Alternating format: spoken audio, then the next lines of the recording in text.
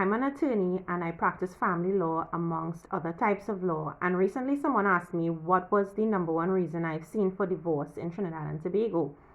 While I can only explain from my point of view and my experience as an attorney, the number one reason I've come across has been domestic violence.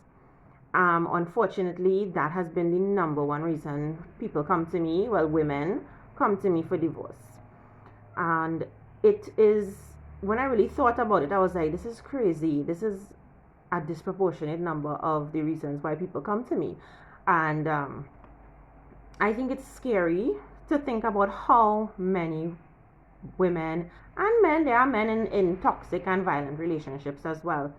But people only view abuse as physical.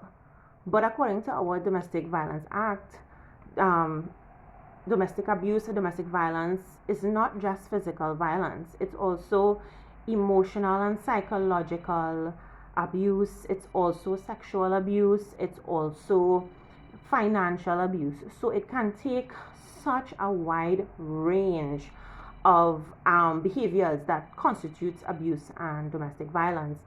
I think a lot of persons may not even realize that they are in a toxic or unhealthy relationship that is causing them a lot of trauma.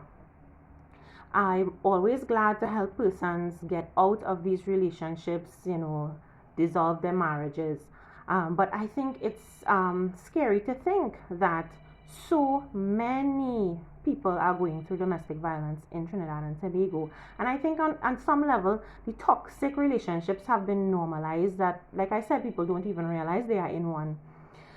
However, I am going to list in the description some resources that you can look into if you think that you are in a domestic violence situation, or you think in a toxic, unhealthy relationship and you need some help. I'm going to list that in the description. If you think I left any resources out, you can add it in the comments. That would be appreciated. And let me know what you think about the situation. I think that it's there are so many groups that are out there fighting against domestic violence.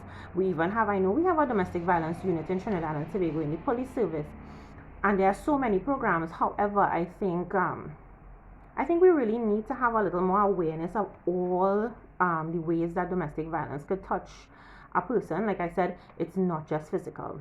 It's so many more aspects and behaviors that could constitute abuse. And I think people need more education on what it looks like, and safe spaces to run to when they need it. And I don't want to hear any comments in the comment section about, oh, you need to choose better man and blah blah blah blah blah, because abusers don't start off being abusive. They don't start off being horrible, angry people. Otherwise, nobody would want to be around them. They are very skilled at pretending to be normal people at first. So, like I said, I'm going to leave some resources in the description, and you can add any that I left out.